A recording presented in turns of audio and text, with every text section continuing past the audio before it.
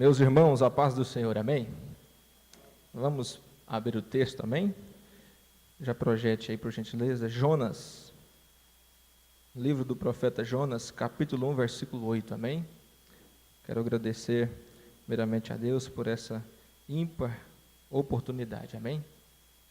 Estar aqui tendo o privilégio de trazer a palavra do Senhor. Deus abençoe o pastor Alessandro, presbítero Daniel, pastor Rodrigo, todos os obreiros da igreja, a equipe de louvor, todos os irmãos. Que Deus abençoe ricamente. Livro do profeta Jonas, capítulo 1, verso 8. Eu vou ler, amém? Amém? Amém. Está escrito: Então lhe disseram: Declara-nos tu agora, por causa de quem nos sobreveio este mal. Primeira pergunta: que ocupação é a tua? Segunda pergunta: de onde vens? Terceira pergunta: qual é a tua terra? E última pergunta: e de que povo és tu? Amém? Amém. Os irmãos podem ficar à vontade, pode se sentar, por gentileza. Graças a Deus. Irmãos, vamos falar aqui, comentar um pouco sobre esse livro, o livro do profeta Jonas. E queremos aqui intitular e falar sobre a vocação de Jonas. Amém? Você pode repetir comigo essa pequena frase? A vocação de Jonas. Amém. O certo é que o livro desse profeta está no Antigo Testamento. Nós temos no Antigo Testamento duas classes de profetas, os profetas maiores e os profetas menores. Não é devido à altura, nem devido à posição, não. É maior porque profetizou mais profecias à casa de Israel. E Jonas se insere na classe dos profetas menores, que são 12. Você sabe quais são. Jonas se insere na classe dos profetas menores. Se você olhar o texto de Jonas, são 4 capítulos. São poucas palavras que o profeta utilizou para apresentar o que Deus queria. O certo é que Jonas teve uma grande experiência com Deus, e no final da experiência ele disse: vou relatar o que eu vivi, o que eu vivenciei naquele propósito que o Senhor me levantou. Então já sabemos que Jonas é um profeta. Ele é um profeta, e nós vamos analisar que a história de Jonas, ela não é muito aceita, até por alguns teólogos modernos. Quem dirá os cientistas? Porque o episódio daquele peixe dá um nó na cabeça de todos que tentam interpretar ao pé da letra, porque aquilo foi um ato divino, sobrenatural, e nós vamos entender que a historicidade do livro de Jonas, ela é real, porque em Mateus capítulo 12, versículo 40, Jesus disse assim: assim como Jonas esteve por 3 dias no ventre do peixe, assim o Filho do Homem, eu, Jesus, estarei no seio, no ventre, no sepulcro da terra por 3 dias. Se Jesus afirmou que aconteceu, aconteceu. Então fica tranquilo, a história de Jonas é uma história real. Você pode dizer amém por isso? Então observe que no capítulo 1 nós vemos Jonas sendo vocacionado. E a vocação de Jonas, ela é um pouco diferente de todos os profetas. Porque é muito bom quando você é escolhido para ministrar uma palavra para a casa de Israel, o povo escolhido. É muito bom.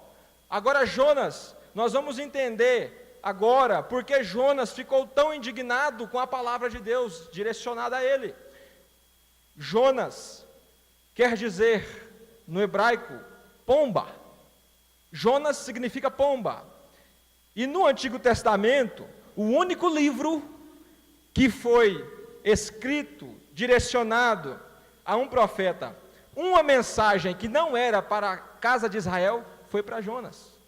Nós podemos entender então que Jonas é um mini Atos, só que do Antigo Testamento, não do Novo, porque aqui começa a manifestação reveladora da graça de Deus, e ela está sendo revelada no ministério de Jonas, porque Jonas foi chamado para levar uma palavra para os assírios, e os assírios não pertenciam à casa de Israel.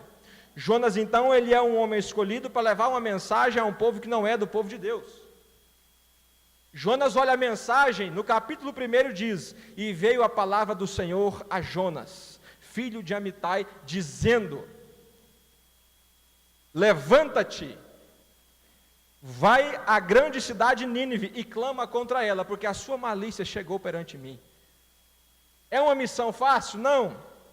Pense você, naquela época, recebendo uma palavra como essa. Eu vou explicar por quê. Os assírios foram aqueles que, pela mão de Tiglat-Pileser III, levou cativo Samaria e dissipou as terras de Samaria. Ou seja, Jonas, no seu coração, ele já sabia que aquela nação tinha prejudicado a sua própria nação, os seus irmãos, quem sabe parentes. Como que eu vou pregar uma mensagem para alguém que quer destruir a minha casa?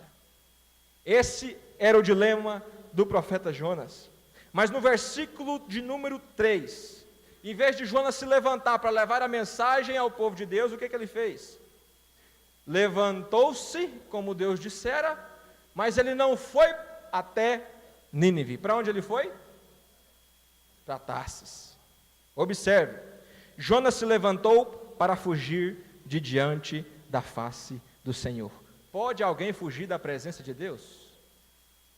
Pode alguém se distanciar e querer ficar longe o tempo que ele quer daquilo que Deus designou para ele fazer? Vocês acham que Jonas tomou uma atitude correta? Ele vai lutar contra Deus, porque ele quer fugir da presença. E eu quero dizer uma coisa: não tem como você fugir da presença de Deus. Se você se lançar no mar e descer até o mais fundo, Deus está lá. Se você subir o Monte Everest, o monte mais alto do mundo que seja, Deus vai estar lá. Se você se esconder dentro de uma caverna, Deus vai estar lá. Se você ficar dentro da sua casa, fechar a porta do seu quarto e dizer: aqui Deus não vai me ver, Deus está lá. Porque Deus, ele é onisciente, onipresente e onipotente. Quem fugirá das mãos do Deus vivo? Ninguém pode escapar. E Jonas vai tentar fugir. Só que aqui eu entendo, queridos, que Jonas, ele tenta fugir da sua chamada, fugir do propósito que Deus designou. E aqui eu quero dar a primeira lição que Jonas nos ensina: não fuja da responsabilidade que Deus te entregou. Não fuja da responsabilidade que Deus confiou a você. Sabe por quê? Porque a desobediência, ela nos leva mais longe do que nós queremos ir. A desobediência sempre vai nos levar mais longe do que nós queremos ir. Exemplo a título de conhecimento do próprio Davi. Achou que ia ficar apenas naquela queda, caída do homem, mas Deus é quem levanta o homem. Mas Davi achou que ia ficar por aquilo mesmo e silencia, não foi? Depois o filho que ele teve com Betseba morre. Depois, a espada nunca saiu da casa de Davi. Os seus filhos deitaram com suas esposas. Porque o pecado nos leva mais longe do que nós queremos ir. E a desobediência a Deus também vai nos levar por caminhos longínquos que nós não queremos ir. Davi foi assim. Jonas é da mesma forma. A Bíblia diz que ele se levanta para fugir da face do Senhor. Pelo amor de Deus, irmãos, não tome decisões precipitadas, amém? Não podemos tomar decisões precipitadas. A Bíblia vai dizer que Jonas desceu para Tarsis. Aí, essa palavra descer, não sai mais da vida de Jonas. Por quê? Porque ele está fugindo de Deus. E quem foge de Deus, só desce. Desceu para Tarsis. Chegou no porto marítimo e disse: me dá uma passagem. Pagou e entrou no barco. E desceu para o barco. Depois você acompanha o capítulo 1. Você vai ver essa expressão descer. Desceu para o barco. Depois que ele está dentro do barco, a Bíblia diz que ele desceu para o porão. Desceu para o porão. Depois que ele desceu para o porão, nós vamos ver que ele desceu para o mar. Depois que ele desceu para o mar, ele desceu para as entranhas do peixe. E depois o peixe desceu, ele desceu para as entranhas dos mais profundos o mais profundo coração dos mares. Já que ele quer fugir, ele vai fugir. Mas a vida dele começa a declinar. Deixa eu fazer uma pergunta retórica, não precisa responder. Você está fugindo de Deus, irmão? do propósito que Deus colocou para você fazer, e você sabe o que tem que ser feito. Jonas, não obstante a descer o barco, ele escolhe um local escuro, e a Bíblia diz que ele vai dormir. Ele dorme um profundo sono. Um profundo sono. Que sono é esse? É o sono, na posição de Jonas, é um sono de negligência. Vocês vão entender comigo. É um sono de negligência, porque ele está negligenciando um propósito a qual Deus designou, mas ele escolheu fugir, e a vida dele começou a descer, e agora não só descendo, mas também dormindo, e não só dormindo, mas dormindo um profundo sono. Há muitos versículos que falam sobre o sono. Desperta, ó tu que dormes, levanta-te dentre os mortos, e Cristo te esclarecerá. O propósito de Deus é nos levantar, o propósito de Deus é nos usar, irmãos. O propósito de Deus para a nossa vida é nos fazer diferente desse mundo, e sermos influência. E aqui Jonas não está sendo influente. Jonas, ele prefere renunciar o seu propósito, que Deus colocou sobre a vida dele, e ele prefere fugir da face de Deus. Ele está dormindo. Só que para todo fugitivo, Deus tem a forma de trabalhar. A Bíblia diz que o Senhor, enquanto estava em alto mar aquele barco, a Bíblia diz que ele vai pegar o barco para ir para onde? Para onde? Para Tarsis. Ele sai de Jope e vai para Tarsis. Você sabe quantos quilômetros são de Jope até Tarsis? 3.000 quilômetros de distância. Você sabe qual é a distância de Jope até Nínive? 800 quilômetros. Ele preferiu o caminho mais longo e o caminho mais difícil. Só que no meio do alto mar, o que acontece? A Bíblia diz que o Senhor Deus, mandou ao mar um grande vento. Deixa eu abrir um parênteses aqui. Alguns ventos Deus envia sobre a nossa vida para tratar conosco. Quantos crescem, diga amém. Amém. Ventos contrários. Lembra quando Jesus falou para os discípulos: olha, vamos passar o mar da Galileia para o outro lado, entrem no barco. Jesus mandou os discípulos entrar no barco, e Jesus estava com eles, e vamos. No meio veio um vento, veio uma tempestade, não foi? Só que aquela tempestade não era por culpa dos discípulos, é porque Jesus estava trabalhando na vida dos discípulos. Mas esse vento que veio sobre a vida de Jonas, não é porque Deus queria apenas ensinar algo para Jonas, não. Alguns ventos vêm na nossa vida, não é porque Deus quer, é porque nós mesmos tomamos as decisões erradas, e lá no meio do mar, alguns ventos vêm, e a gente tem que conseguir superá-los. Ali não tem Jesus para você acordar ele e falar, por quê? Porque quem dorme sou eu, quem está dormindo sou eu. Uma coisa é Jesus dormir, outra coisa é eu ser negligente no meu sono. E naquele embaraço todo, o vento formou grandes tempestades, e no alto mar, tempestade, vento e água, você pode imaginar, um barco carregado de mercadorias, porque o barco era mercante. Pensem comigo, o desespero daqueles marinheiros, não sabia o que estava acontecendo. Aquilo nunca tinha acontecido em alto mar com eles, porque a tempestade, quanto mais eles tentavam esvaziar o barco, quanto mais tentavam tirar, mais água entrava, e mais aumentava a tempestade. E o que eles podiam fazer? Clamar a algum Deus. Eram pagãos, vamos clamar a algum Deus, cada um clama ao seu Deus. E começou a clamar, e não resolvia. O chefe do navio falou: vou vasculhar o navio, vou ver o que está acontecendo. E ele desceu aonde? No porão. Quem estava no porão dormindo? Jonas, pomba, tipificando o Espírito Santo. Está lá, dormindo. O homem chega até ele, acorda ele e chama: o que você tem, seu dormente? Chama ele de dormente. Quem já adormeceu a mão? O pé. Na hora que está dormente, você pode apertar, não é? Você não sente nada. Assim é um dormente espiritual. Está uma tempestade do lado de fora, mas ele prefere ficar quietinho. Não estou sentindo nada mesmo, que se vire tudo. Que todo mundo se vire para lá. Mas ele é o responsável. Ele é o culpado.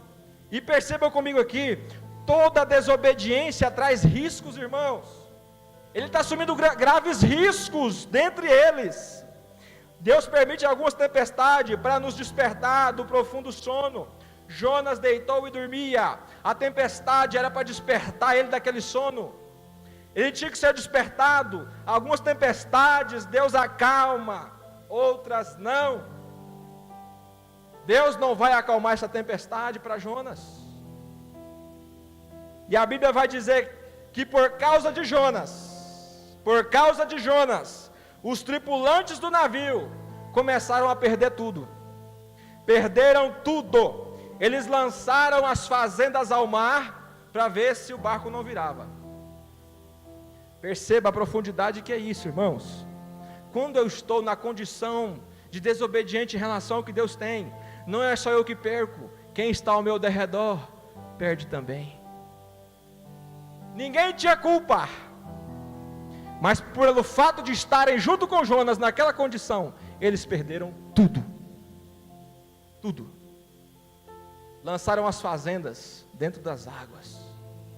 Pegaram Jonas, levaram para cima.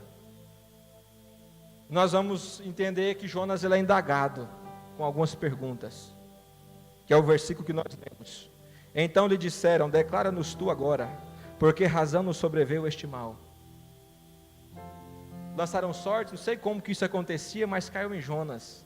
Vamos descobrir quem é o culpado, lançou a sorte. Tinha isso no Antigo Testamento, dava certo. Quando foi para escolher o outro discípulo, caiu sobre Matias. Matias foi escolhido para ser o substituto de Judas Iscariotes.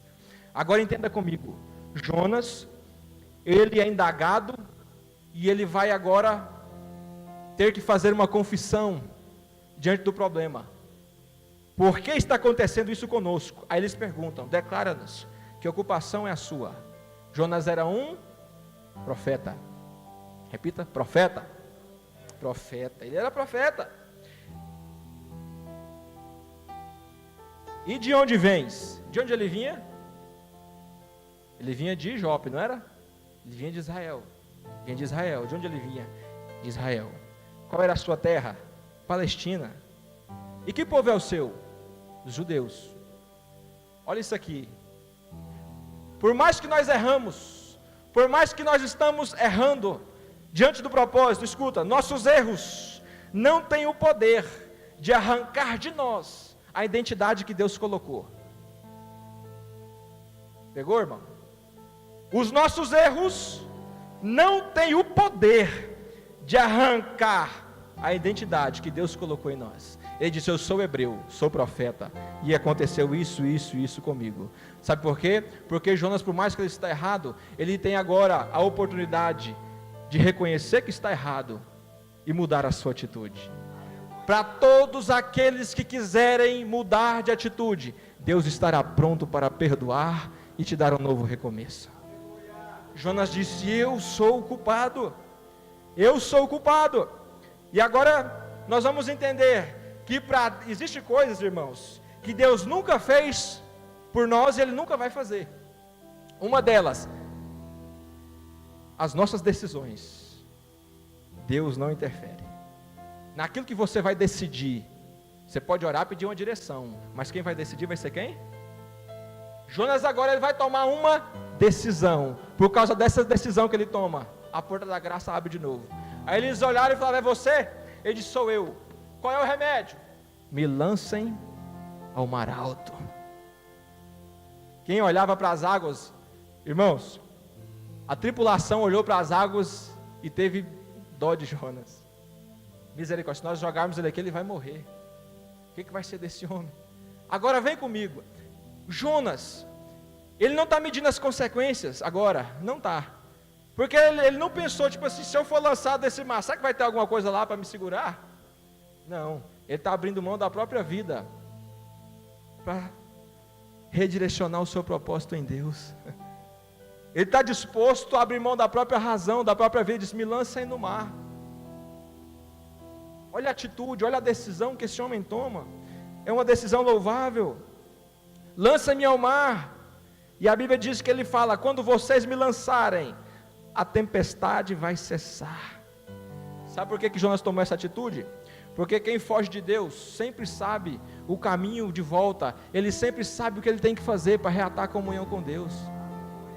Todo fugitivo, irmãos, vamos usar essa expressão, todo fugitivo de Deus, Ele sabe exatamente o caminho de volta. Sim ou não? Sabe. E Jonas sabia que para ele retornar, ele tinha que tomar uma decisão. Agora só quando eu pular nesse mar, que a calmaria vai chegar. Quem já passou por tempestades? Ninguém, né? Graças a Deus. Aleluia. Tempestade, você não escolhe o dia nem a hora. Tempestade, Jesus pode te proporcionar, ou você mesmo pode proporcionar uma para você e das grandes. E a de Jonas agora exigiu dele uma atitude, e uma atitude decisiva. Ele teve que decidir por ele mesmo, coisas que Deus não faz por nós. Decisão. Ele toma a decisão e fala: me lancem. Pegaram Jonas pelos braços e pelas pernas, e fizeram uma oração. Eles oram, os marinheiros estão com tanta dó que eles oram. Eles falam assim: olha, então clamaram ao Senhor e disseram: ah, Senhor, nós te rogamos, não pereçamos por causa da vida desse homem, e não ponha sobre nós o sangue inocente, porque tu, Senhor, fizeste como te aprouve. E levantaram Jonas e o lançaram ao mar, e cessou o mar a sua fúria. E a Bíblia diz: e temeram todos os tripulantes, e levantaram um sacrifício ao Deus de Jonas. Sabe, eles se converteram, porque às vezes a gente tem que tomar algumas decisões que para nós estão ruins, mas para aqueles que estão à nossa volta vai ser bênção, vai ser vitória. E o profeta não tem escolha, o homem de Deus não tem escolha. Quantos crê que Deus ainda levanta profeta, irmãos? Amém? Deus ainda levanta bocas de Deus. Nesse tempo uma nação precisava, hoje tem muitos que precisam. E observe, quando Jonas cai nas águas, ele está dizendo assim: vou me lançar ao profundo, vou me lançar nos braços desse mar profundo. E ele começou a descer o mar. E agora, primeiro Deus prepara um vento para corrigir Jonas, mas agora Deus manda um grande peixe para socorrer Jonas. Deus sempre vai preparar algo para nos redirecionar. Deus sempre, assim como Satanás sempre tem um barco pronto para aqueles que querem fugir de Deus, Deus também tem sempre um grande peixe para salvar a vida do profeta. De onde veio esse peixe? Não sei. Deus criou um peixe na hora. Existe esse peixe tão grande que capaz de manter alguém no seu ventre? Esse peixe vem e engole Jonas. E a Bíblia diz que Jonas vai descendo ao alto e profundo mar. Deus depara um grande peixe para Jonas. E ele fica 3 dias aonde? No ventre do peixe. E o peixe navegou dentro do mar. Ele foi descendo, descendo. Aí lá no fundo, Jonas faz o que ele devia ter feito desde o começo.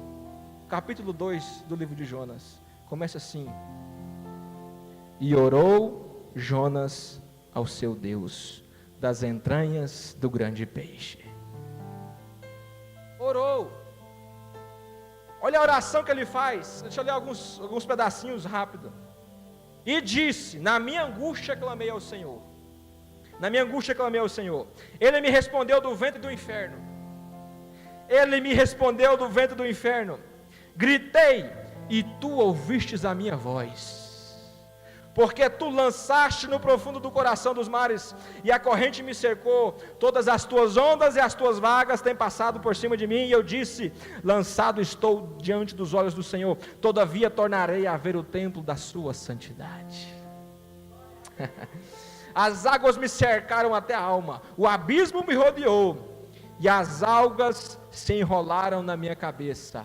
Perdeu a visão sobre a minha cabeça. Eu desci até os fundamentos dos montes. Desci até os fundamentos dos montes. Os ferrolhos da terra correram de sobre mim para sempre. Mas tu livraste a minha vida da perdição, ó Senhor meu Deus. Quando desfalecia em mim a minha alma, eu lembrei do Senhor. Eu lembrei do Senhor. Então entrou a ti a minha oração no templo da tua santidade. Não existe distância a qual nós não podemos orar e Deus possa ouvir. A nossa oração, ela vai rasgar os 3 céus e vai chegar até a sala do trono da santidade de Deus, porque Deus tem propósito nas nossas vidas e Ele não vai nos deixar órfãos nem desamparados. Eu não sei onde alguém aqui está diante dessa viagem que é estar diante dos propósitos de Deus, nessa extensa estrada. Mas eu quero crer que independente de onde você esteja, quando você abrir a sua boca para orar, a sua oração vai chegar até a sala do trono de Deus, e Ele tem livramento, Ele tem redirecionamento, Ele tem segunda oportunidade, Ele tem algo para fazer na nossa vida. Jonas se alegra. Aí quando a oração chega lá, a Bíblia diz, e Deus falou ao peixe. Desde quando o peixe escuta? Desde quando o peixe entende alguma coisa? Mas a Bíblia diz, e Deus falou ao peixe. Deus falou ao peixe, e ele vomitou Jonas em terra seca. Eu não sei onde Jonas caiu, mas pelo que entendemos aqui, ele caiu lá em Nínive. E lá não tinha uma costa litorânea para... Como que Jonas chegou lá? Esse peixe foi por baixo. Por onde esse peixe foi? O certo é que o peixe vomitou Jonas na terra. É milagre, é livramento. Porque quando eu me coloco na condição que Deus quer, Deus sempre vai me colocar onde Ele quer me colocar. Fala para o seu irmão, Deus vai te colocar onde Ele tem que te colocar. Pode falar para ele, amém? Deus vai te colocar onde Ele quer te colocar. Deus vai. Jonas pisa na terra, e ele vai para onde? Para Nínive. Ele dificultou muito a sua jornada, mas agora ele está em Nínive. Quando ele chega em Nínive, o que é que ele encontra? Uma terra, uma cidade, 120 mil habitantes. Trindade tem 120 mil, né? 120 mil habitantes. Jonas agora tem uma missão de pregar a mensagem que Deus queria. E agora qual é a mensagem? Número do capítulo. A Bíblia vai dizer, no capítulo 3, e veio a palavra do Senhor segunda vez a Jonas. Olha a segunda oportunidade. E veio a mesma palavra a Jonas pela segunda vez, dizendo, vai até Nínive, né? E não vai clamar agora você vai pregar contra ela. E vai pregar contra ela. Que mensagem eu vou pregar? A Bíblia vai dizer que a mensagem era muito simples. Que dizia assim, ainda 40 dias e Nínive será destruída. A mensagem mais curta que eu já vi algum profeta pregar, é só isso. 40 dias e Nínive será destruída. Ele andava pelas ruas, pelos becos, pelos valagos. Eu quero entender que é uma cidade muito grande. E durante 3 dias ele faz a pregação. E gritava. Eu creio que ele usou um ponto estratégico para pregar. A mensagem era essa. Dentro de 40 dias, Nínive será destruída. Ele prega o sermão simples e pequeno. Mas a profundidade daquela palavra começou a entrar no coração do rei, dos habitantes. O rei lança um decreto: vamos levantar um jejum para Deus. Essa mensagem que ele está pregando é uma mensagem que vem porque eles ficaram sabendo da história do peixe e pensou, esse homem só pode ser de Deus. Olharam para a história de Jonas e reconheceram que ele era homem de Deus. E disseram, nós vamos crer. Por quê? Porque vemos que ele é um homem de Deus. É possível, Deus vai destruir. Vamos arrepender. Levantaram o jejum. A Bíblia diz que eles vestiram um pano de saco de cinza e até os animais jejuaram. Até os animais da cidade, as crianças vestiram de pano de saco de cinza e se prostraram e clamaram por perdão. Clamaram por misericórdia e oravam. E a Bíblia diz que o Senhor Deus ouviu o clamor da nação e resolveu redimir a nação da destruição. Jonas ficou triste.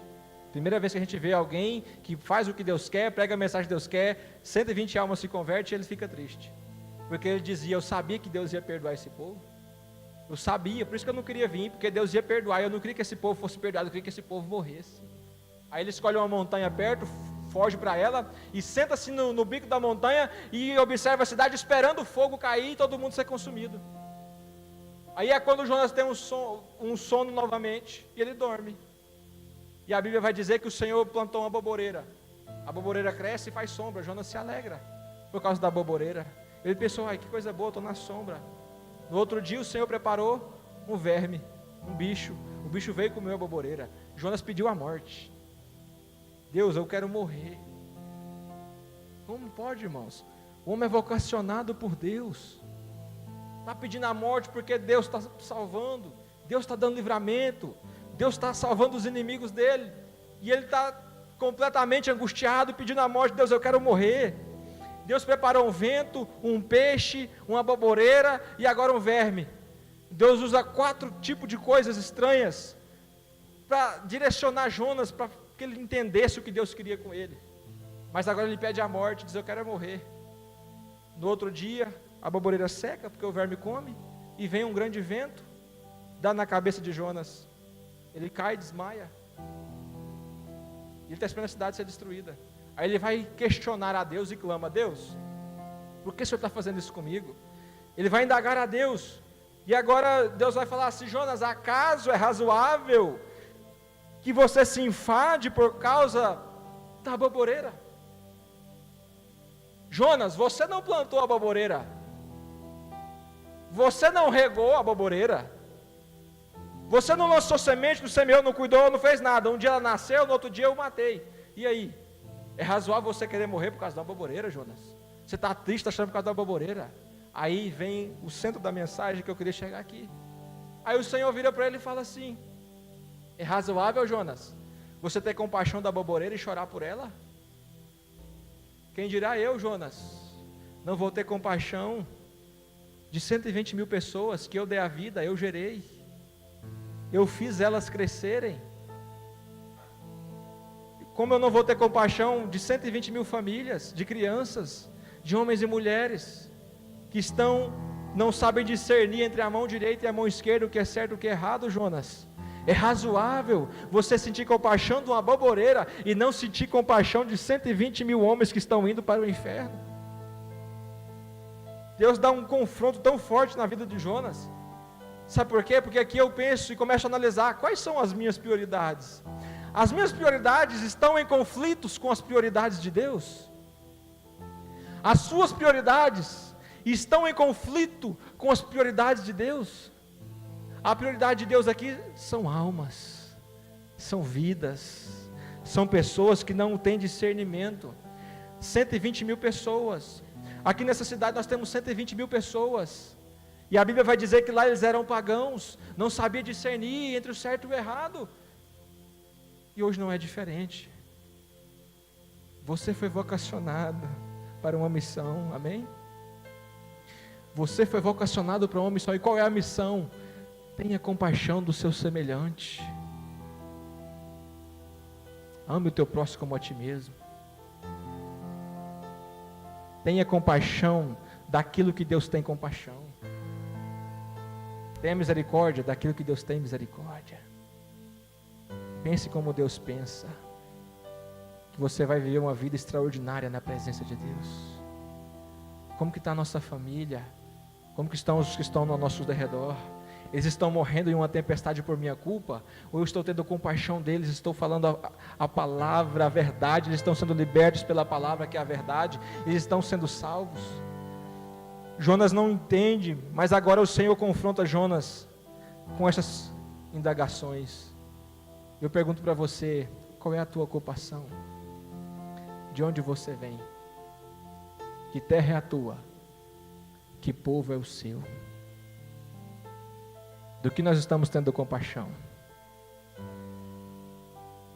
Se você deixar alguém morrer do seu lado, se você é boca de Deus, nós vamos ter um acerto de contas, amém? Façamos o bem enquanto é tempo,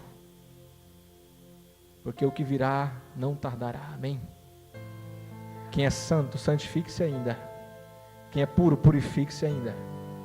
Quem é injusto, faça injustiça, porque aquele que há de vir virá e não tardará. Deus trouxe nós aqui nessa reunião para falar conosco.